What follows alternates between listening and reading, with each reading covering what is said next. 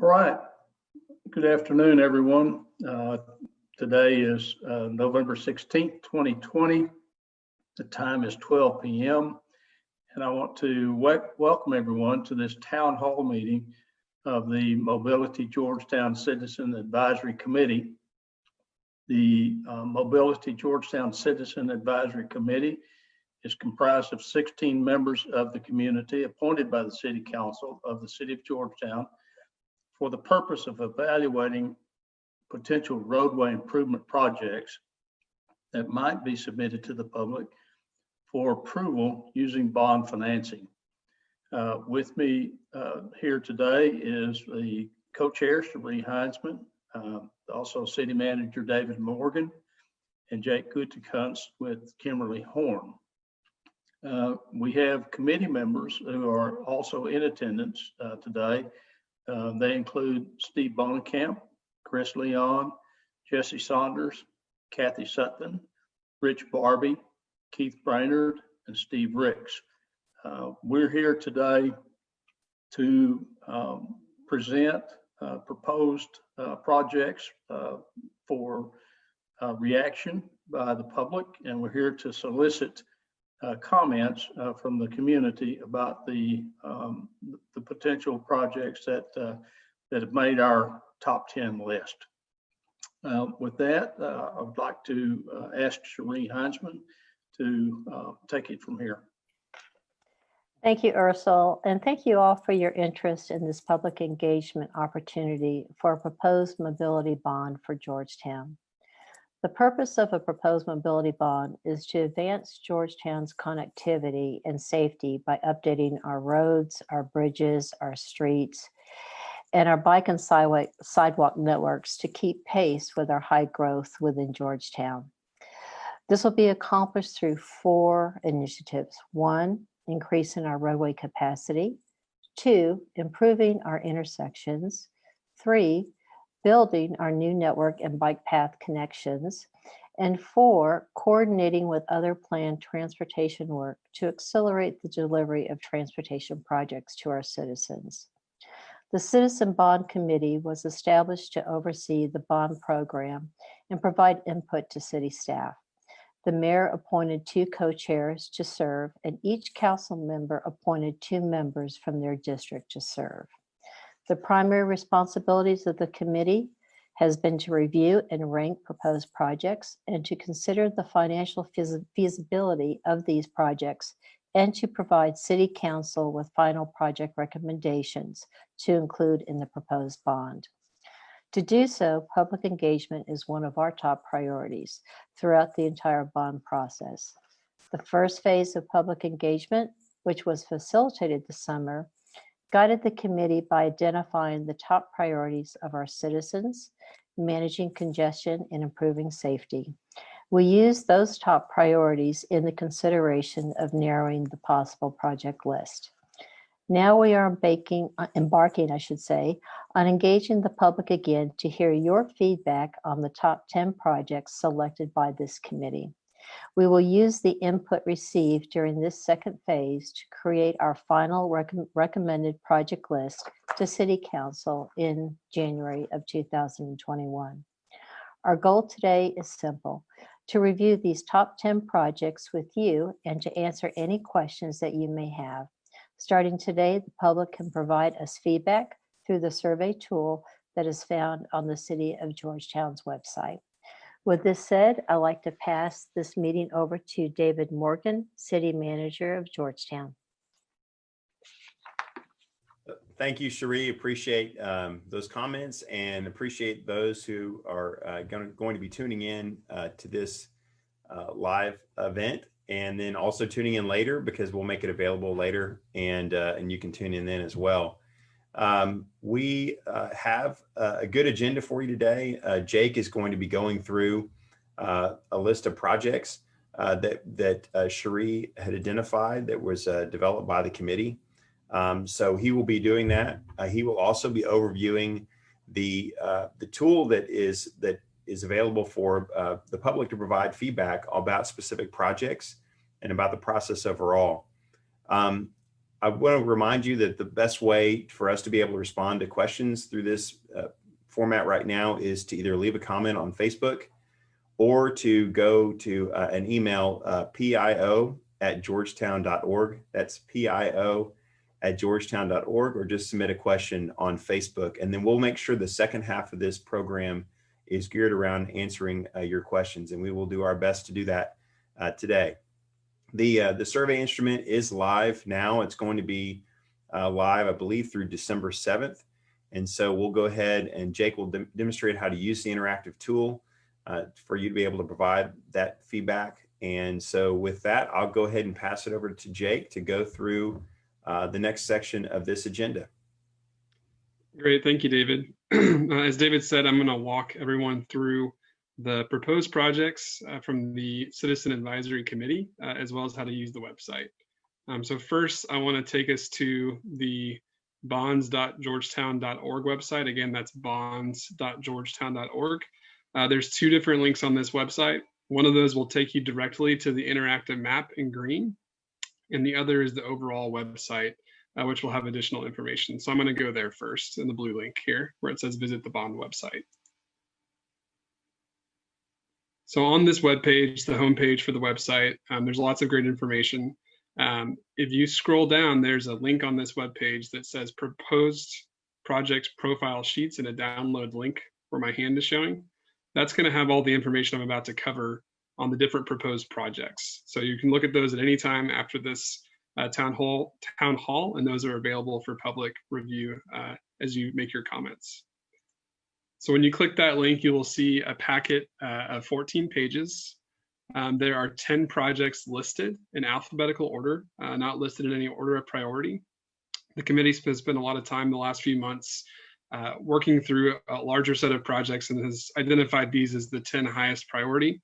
And then the last 4 pages are going to be shown for some proposed allocations out of this bond over the next 5 years for improvements to sidewalks, bike paths, intersections, and transportation technology. So I'm going to walk us through these projects here over the next few minutes and describe them, the top 10 as well as the allocations. And then I'm going to show you how to provide feedback on the online tool. So the project that's on the screen, again, it's in alphabetical order, is Austin Avenue Bridges.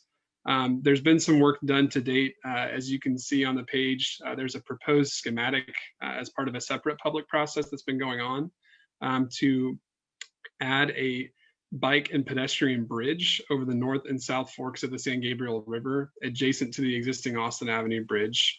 And then the other component of this project is to rehabilitate the existing bridge, remove the current sidewalks that are on there to have wider lanes for better traffic flow. That total project cost is around $11.5 million. The portion to build the adjacent pedestrian and bike path bridge, that's $3.4 million. So the remainder for the rehab on the existing bridge is about $8 million of that total. And this connects from 2nd Street to Morrow Street along Austin Avenue. The second project we have on the list in alphabetical order is DB Wood Road. This project is going to start near the Public Safety Center, just south of Williams Drive on DB Wood, go past the Army Corps of Engineers dam and location, and then extend south to Oak Ridge Drive. As a note on this project, there is a 2015 bond project that was approved that is in the process of moving forward to widen DB Wood to the south of the southern terminus from Oak Ridge to 29 to also have 4 lanes of travel. This project would include 4 lanes of travel and a shared bicycle and pedestrian path on one side, and also has a substantial cost included for the very large bridge that exists today over the existing valley to the east of the dam. And part of that cost would be to build a second bridge so you can actually have 2 lanes of travel in each direction. The third project on this list is Leander Road to the southwest part of town. This would essentially make the existing Leander Road, or RM 2243, whichever name you use, expanded to have 4 lanes all the way out to the recently completed Southwest Bypass. This project would be more of a rural section with the center grass median and 2 lanes in each direction with sidewalks on both sides. The fourth project on this list in alphabetical order is Northeast Inner Loop, and this would just be the portion of Northeast Inner Loop from 35 to FM 971. The current road is a 3-lane road, 1 lane in each direction with a center turn lane. This would widen it out to be an urban section with a median, bikes on the street, and sidewalks on both sides of the street. The next project is also inner loop, but on the southeast side of town between FM 1460 and SH 29, and is the longest project on this list at approximately 2.9 miles. There's 2 different sections proposed as part of this currently. One of those would be to make the street a 5-lane section to match the project going on just to the west of 1460 on southeast inner loop, which means 2 lanes in each direction with a center turn lane with shoulder space for bikes. And then for the entire length, this would include repairing or building new sidewalks, so there would be sidewalk connectivity along the entire project. And then for a portion of it to the east of Sam Houston, Maple Street, that area, it would have a center median as opposed to a center turn lane as part of what's included in this project cost. State Highway 29 East. So this is the project that would take from Haven Lane, just east of Southwestern University, out towards Southeast Inner Loop. This project would widen the existing 2-lane roadway to be a 4-lane section with bikes on street, a center median, and sidewalks on both sides of the street. And as a note, there also is a substantial cost on this one, similar to DB Wood, for a section where there's a lot of floodplain, about 800 feet long floodplain in this area. So there's an additional cost for that.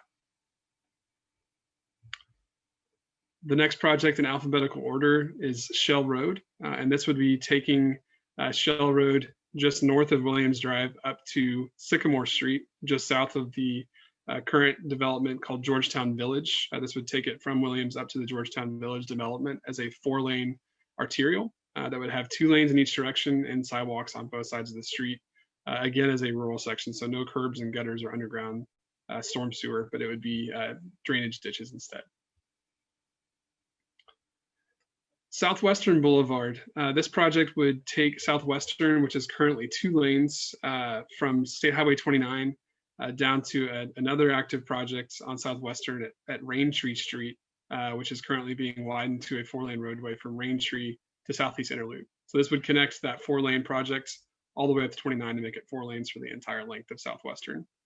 This would include a center median, bike lanes on the street, and sidewalks on both sides of the street. And again, not as substantial of a floodplain. There's about a 200 to 300 foot floodplain along this, but there is some bridge work that would be involved as part of this project to cross that floodplain and get 4 lanes. And now for Williams Drive, there's 2 Williams Drive projects in this packet, so bear with me. That'll be the last project is the other Williams Drive. This one's we call Williams Drive Central, closer to the center of town, from 35 out west to DB Wood. This project would not add any through lanes of traffic, but would rather convert in certain areas the center turn lane to a median to help with flow, as well as reducing the number of conflicts and increasing safety along this corridor. In addition to the center turn median, where the current center turn lane is along Williams Drive, this would also include repair of sidewalks that are failing today along the stretch, as well as filling in gaps in sidewalks where they do not currently exist, to have complete sidewalk connectivity all the way from DB Wood to I-35. And then the last of the 10 projects is Williams Drive West. This is a continuation of the same type of project I just mentioned for Williams Drive Central, from DB Wood out west to Jim Hogg. This would again include putting a center turn lane and median where the existing double yellow center turn lane exists today, which would have turn lanes at specific locations, reduce conflicts, and increase traffic flow along the corridor, as well as repairing sidewalks that are failing today, as well as placing sidewalks where there are gaps for complete sidewalk connectivity on both sides of Williams Drive. Now I'm going to transition to 4 different allocations for not the 10 roadway projects that were discussed. We worked with the committee over the last several months, and they have come up with recommendations for an allocation amount out of the total bond package towards additional projects not listed in those first 10. The first of those is the bicycle project proposed allocation for a total of $1.5 million over the next 10 years. Through this process, we have observed and collected information from the bicycle master plan that was recently approved and took a look at their top 10 highest priority projects from that master plan. There are a couple of projects that have overlaps or are included already. Project B1 from the bicycle master plan, which is not shown, is actually the bicycle connection for the Austin Ave Bridges project, which we talked about earlier on. So that's not included on the map, but would be included with projects and with the first project. Again, project B6 is not shown on this. That was actually the Northwest Boulevard Bridge, which is currently going to construction, under construction right now. Another allocation that's been recommended in the amount of $2.5 million for sidewalks is included in the recommendation from the committee. This would work at completing projects from the priority 2 projects in the sidewalk master plan, which are not yet completed. The total cost of those projects that have been identified on the screen in this map in the green and blue colors total $12.6 million. So this would only cover a portion of those projects. There's also an intersection allocation in the total of $1.7 million as part of this bond package for the next 5 years.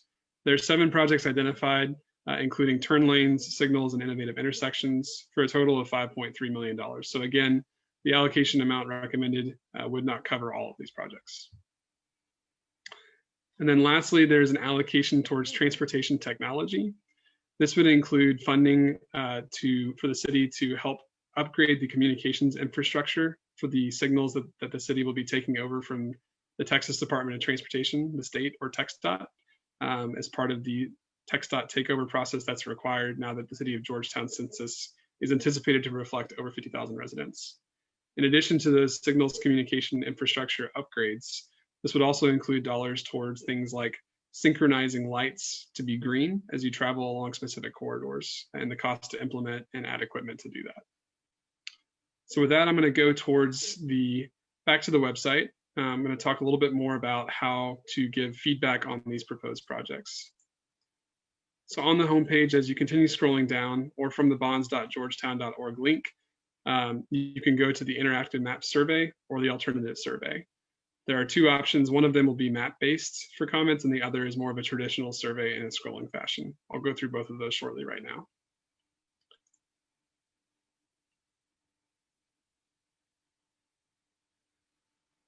When you get to the interactive map survey, there's a pop-up button on here that gives you some instructions about how to do the survey and alternatively how to get back to the alternate survey if you so choose.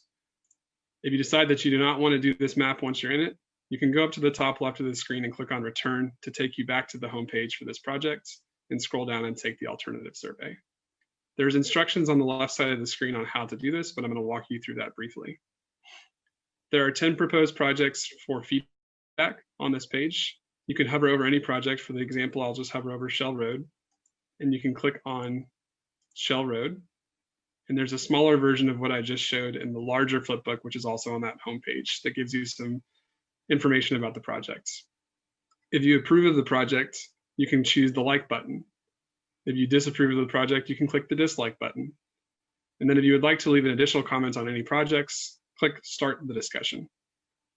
Again, all of this information is on the left side of the screen.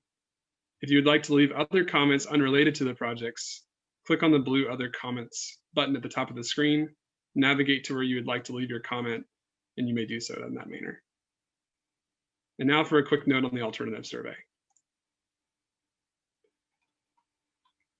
If you should choose to take the alternative survey, the questions and the feedback that we're seeking are the same. However, it's in a simpler format that's not map-based and also has English and Spanish translation versions of the same information that's in the app. You'll simply be selecting yes or no, which is analogous to like or dislike on the interactive map. And then optionally, you may provide additional comments on all the projects. And at the very end, click submit. And with that, I'm going to pass it back over to David. All right, thank you very much. So we've gotten a few questions on Facebook, which I appreciate that, and we'll start going through the ones that have been submitted there. We'll probably cover a few other questions that we think are just common questions that'll be coming up. Jake, I think the first one of these is going to be for you, but I might be able to answer them as well. The question is, what about turn lanes on Ronald? So this is a question about why I guess a specific project wasn't included. And the question is about turn lanes on Ronald Reagan for the new entrances for Silver Spur. Sure, that's a great question. So the projects that were observed and discussed with the committee did not include that project for turn lanes. However, the intersection allocation that's been proposed as part of this package, that could certainly be used for things like turn lanes or new signals, such as the described location at Ronald Reagan. And so that money would be flexible for projects to be spent on those, potentially. Jake, David, this is Wesley Wright, Engineering Director. I'd like to weigh in on that. The specific intersection, Silver Spur, is under design and soon to be under construction by Williamson County. They may have actually had the groundbreaking already. I'm sorry, I'm not completely up to speed on that, but the turn lanes at Reagan and Silver Spur will be under construction by the end of the year. So that specific project is moving forward, and that's another reason why it's not included in what you're looking at right now. And if you want to get more information about that project, I know Williamson County, if you go to their website, they have a listing of their transportation projects, and I bet you could get an update on their website. Another question that came in is they wish they could, when you were going through the presentation, they wanted to be able to see the Flipbook and survey tool and the map be bigger, or the map be bigger on that tool. Can you show them how to zoom in? Sure thing. Yeah, I'd love to do that. Let me share my screen again for this one, since I think that'll be helpful. So back on the home page, for the Flipbook, I'm just going to do this how you would see it in a web browser. You can click on download, and it'll pop open a new tab to see the Flipbook. And then you can use the buttons on the bottom right of the screen to zoom in and see more information, or zoom back out for those buttons on the bottom right if you're in a web browser. And then in your PDF editor, there's other options that you could use to zoom in for the Flipbook. As for the interactive map tool, I'll go to the interactive map first. As you're in the map, if you'd like to zoom into specific areas, you can again use the plus or minus buttons to zoom into specific areas, or use your mouse wheel to zoom. The alternative for this, or for the alternative survey, in most web browsers, there's an ability to increase the zoom, so it should make the text larger if you can use that as well, which is usually, this is Chrome that I'm on now, but you can make things larger or smaller using the 3 dots on Chrome. Other browsers may be slightly different.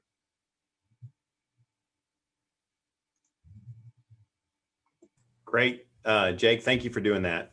We also have another question. The question was about, I think they were questioning why the rehab project, I believe the focus was on Austin Avenue bridges.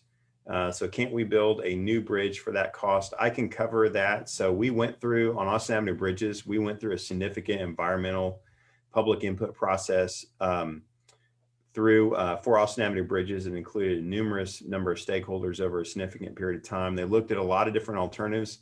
One of the things that was identified as a part of the evaluation was that TxDOT, their historic division, identified that the way in which the bridge is constructed, which is cantilever effect underneath the bridge itself, the design, the base of the bridge, is determined to be historical. And so if there's ways in which the deficiencies of the bridge can be addressed without impacting the historical nature of the bridge, then that alternative needed to be chosen. And so we worked through that process. And ultimately what was selected through the public process and through going through the TxDOT process was to basically deal with the deficiencies on the existing bridge, which is not the deck itself, but underneath the deck. And so the rehab of the bridge itself included raising the decks, repairing the things that are underneath that are deficient, that need to be addressed, and then meeting ADA requirements by having a separate pedestrian bridge to the east side of the current bridge. So a separate pedestrian bridge would meet ADA requirements. Then we would go ahead and expand the lanes on the existing bridge to make them safer for people to traverse using predominantly vehicles. And so that's the feedback on that. A significant portion of the actual Austin Avenue Bridge project is the pedestrian bridge itself. In fact, Jake, do you recall what that number is? Just for the pedestrian and bike bridge? Correct. Yeah, that one, I believe, I'm going to go back to the Flipbook again because it's in there. It's actually listed in the project sheet. It's 3.4 million of the about 11.5 is just the pedestrian and bike bridge portion. Thank you, Jake.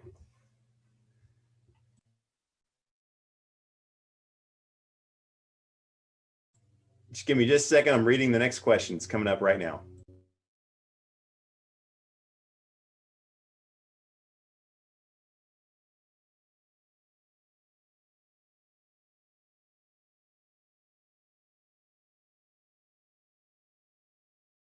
Yeah, so I think it was more of just a comment, but that's a fair one, which was the comment was about making sure that any of the projects that are on the 2021 bond proposition, that we clarify whether it's required, it's contingent upon getting additional funding.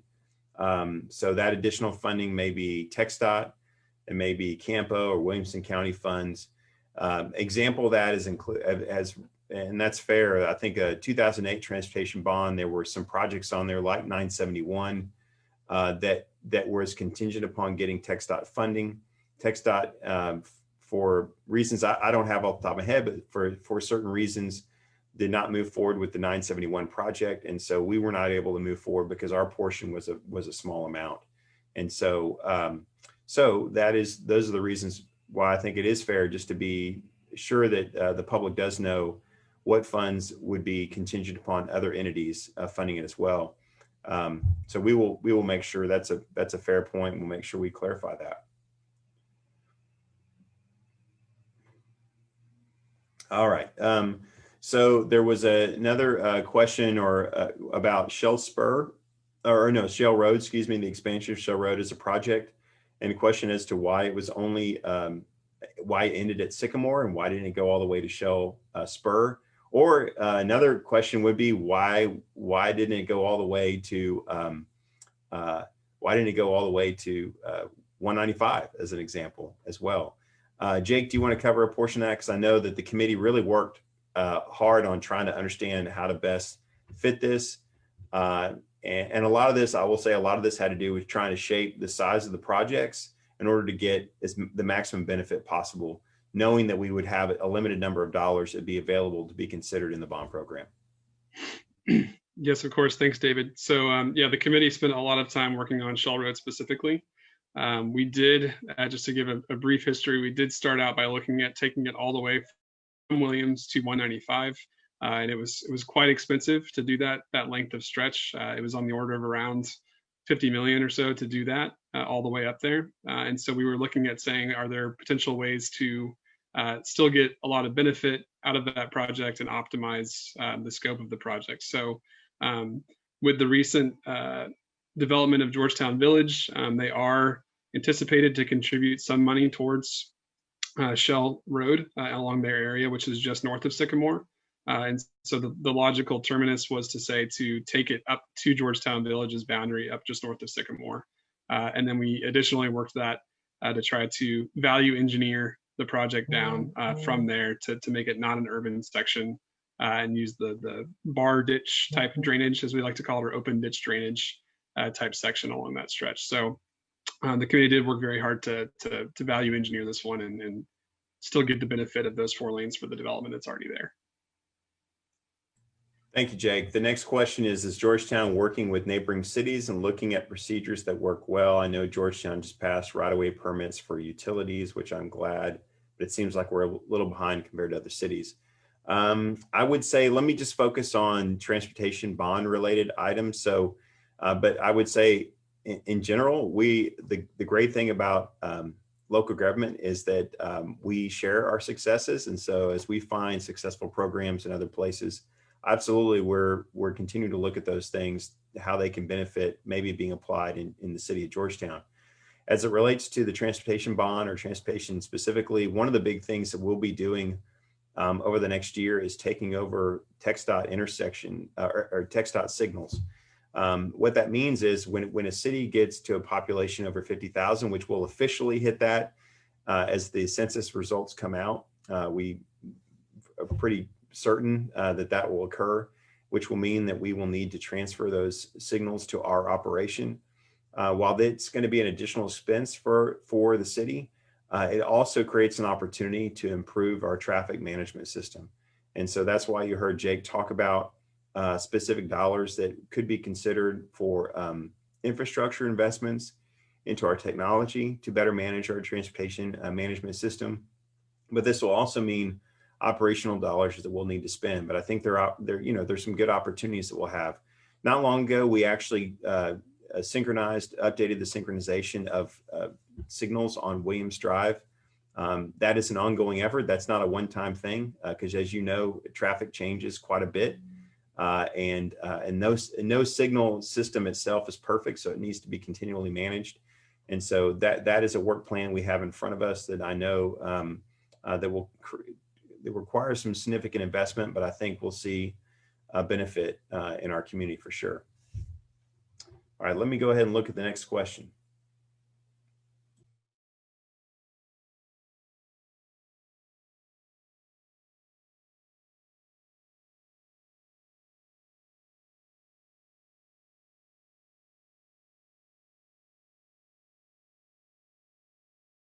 Okay, I'm just going to read it so I can make sure I digest it and read it again to make sure I try and answer it correctly. So the next question is, the Saranata at Williams Drive intersection was promoted by the city as an intersection that was a priority to be improved in the 2015 road bond. So will that be funded under the 2015 road bond, or has city decided not to move forward even after voter approval in 2015? The absence of a right turn lane on Williams from Saranata Drive creates congestion with increased traffic residents at the QT. So I can't speak specifically about exactly which projects were discussed prior to the adoption of the 2015 bond program. However, I do know that there was a certain amount of money that was put aside for intersection improvements, which we've been doing. In fact, this year we've got $1.5 million worth of intersection improvements that are being done. We have, I don't believe in the 2015 bond program, there were actually specific intersections included, because I believe that the city recognized that the traffic changed quite a bit and that we would need to have, the goal was to have a pot of dollars sitting aside to go ahead and sell that debt on an annual basis and to address the worst intersections first. So if you look at which intersections are going to be addressed over this next year, we're putting 3 new signals in. One is actually on Williams Drive at Estrella. Another one is on Shell Road at Verde Vista. And then a third, I'm being put on the spot and I can't remember the third intersection. Wes, what's the third intersection? Interloop and Rock Ride. Thank you. Interloop and Rock Ride is the third intersection. So those are being done. That's actually being done through the 2015 bond program funding, and we're going to continue to move forward with those. And then also, I would anticipate that there are intersection dollars that will be included. I would anticipate, we'll see, but are included as a part of the 2021 bond initiative as well, just because those are critical. So intersections like Williams and Saranata and plenty of other intersections can be considered for enhancements as they're needed. And I drive that all the time. I understand what your point is and appreciate you providing that feedback specifically on that project.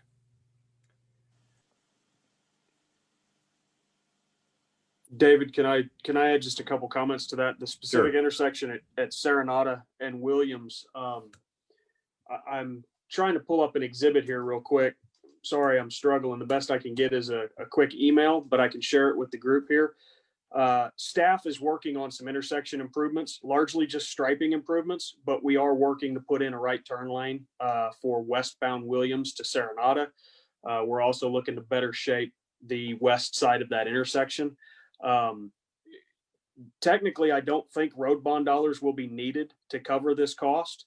We'll be able to do it with operational dollars, but to the extent that signal modifications are necessary, then the answer is yes, we will use 2015 road bond dollars. We expect to do this in the next 6 to 9 months. If Ray Miller's on the call, he could probably weigh in better on timeline, but we expect to do this before 2021 road bond dollars are even remotely available. That's all I have. Thank you, David. Thank you.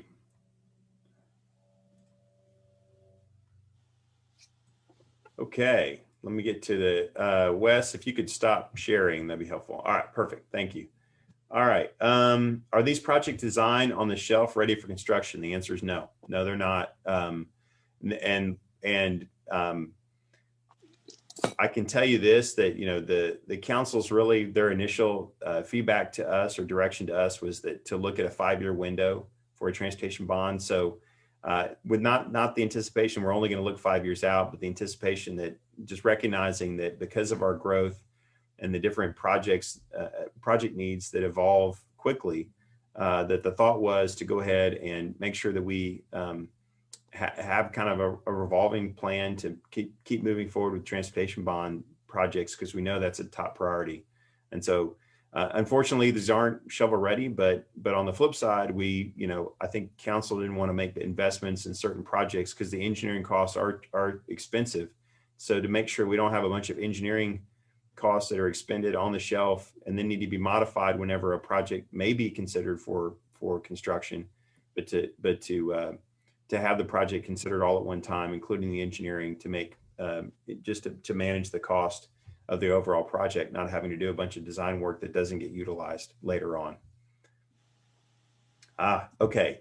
Knew we would get some of this. So we need a turn lane from Rivery Boulevard onto Country Club. Thank you. Appreciate your feedback on that. Not necessarily disagreeing with that, but appreciate the feedback. We always, appreciate specific feedback on projects.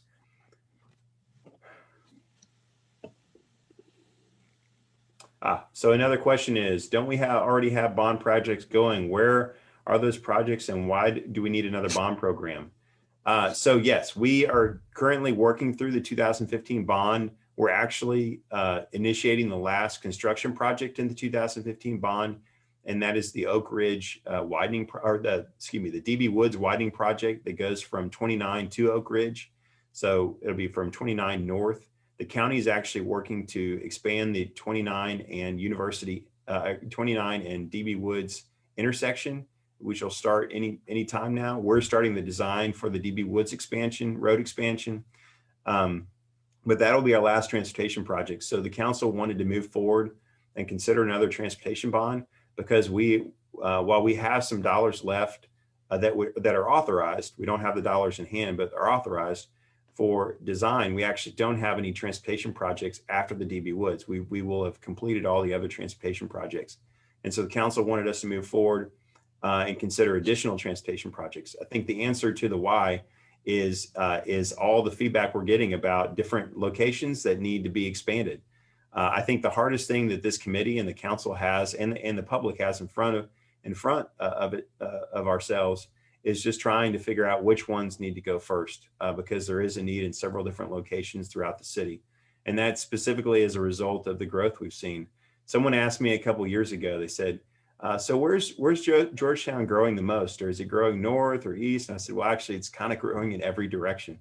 And what that means is we've got associated transportation projects that'll tie with that as well.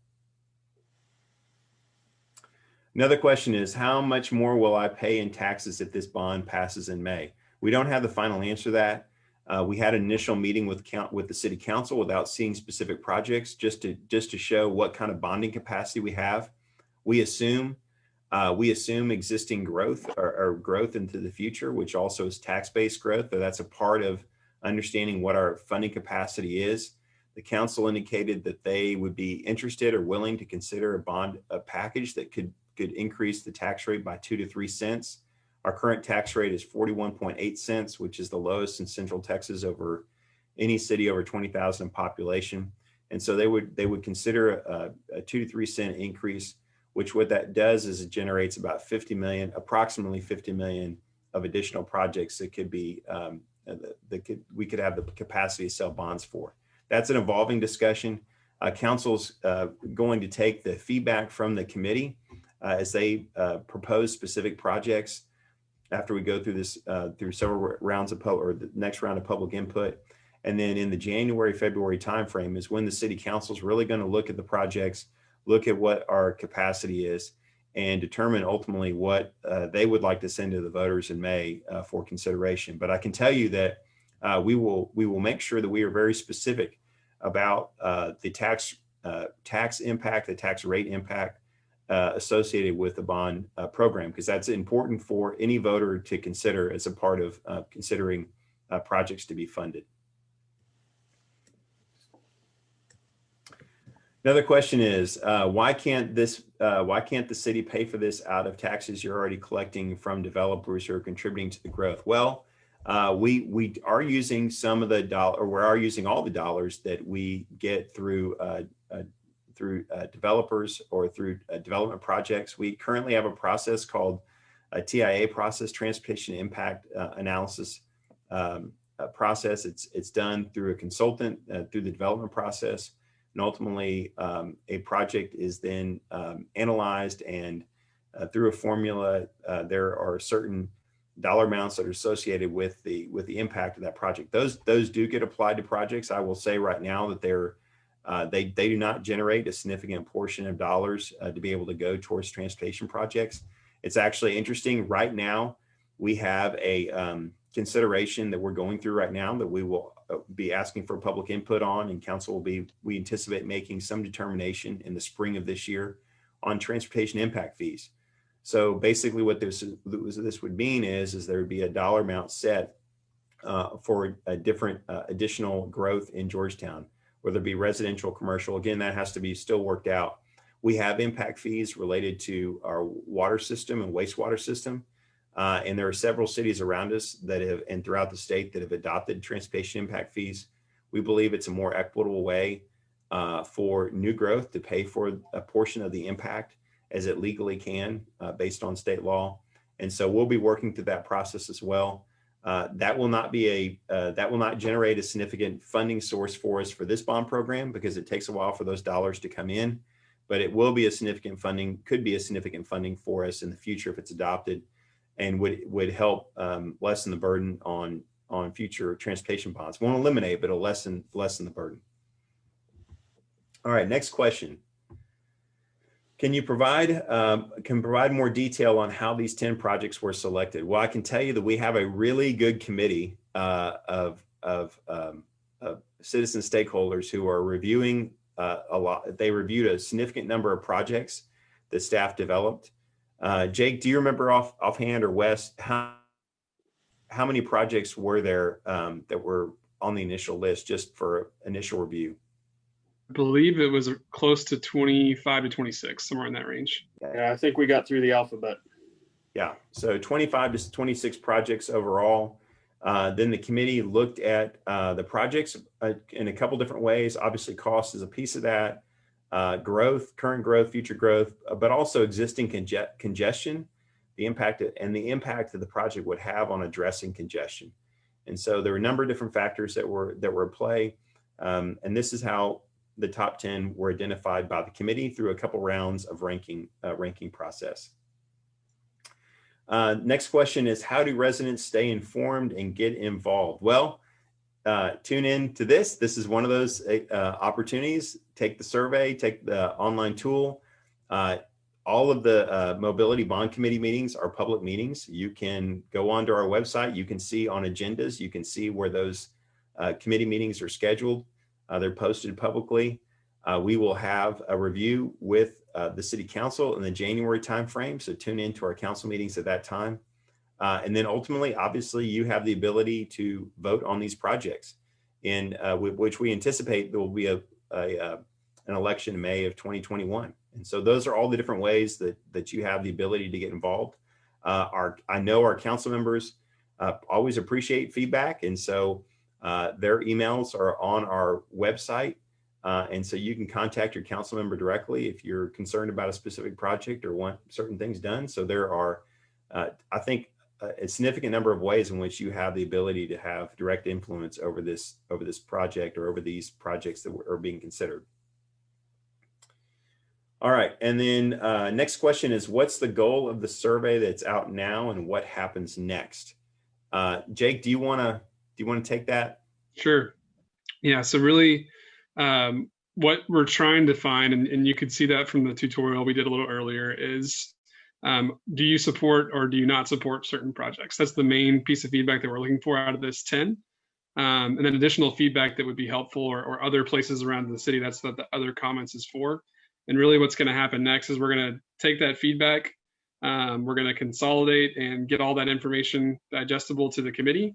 And they're going to take that information to use it to help come up with a final list to then take to council in the January timeframe. So they're going to be meeting together, continuing to work hard December and January to finalize a list. And they're going to use your feedback from the community to help them in that endeavor. Okay, perfect. Thank you, Jake. Thank you, Wes. Thank you to go ahead. Thank you to Ursula and Cherie for heading up the committee's work. And we also thank you to our committee. I know a lot of them are tuned in right now, and I'm sure they heard the questions are being asked and taking that as a part of feedback moving forward. And we appreciate your opportunity. Just remember that the survey tool is open till December 7th, and then it closes out. And so really want you to get in there and to give us important feedback. I hope going through this process and going through the public input process, that one of the things that you'll find is we very much are committed for you specifically to provide input and direction.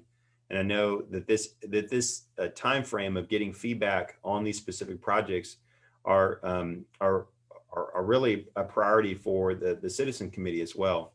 So the more feedback we get, the better.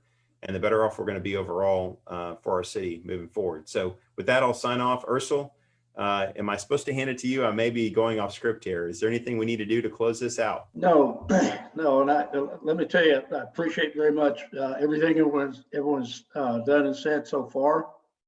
I want to reiterate that this committee is looking for public input.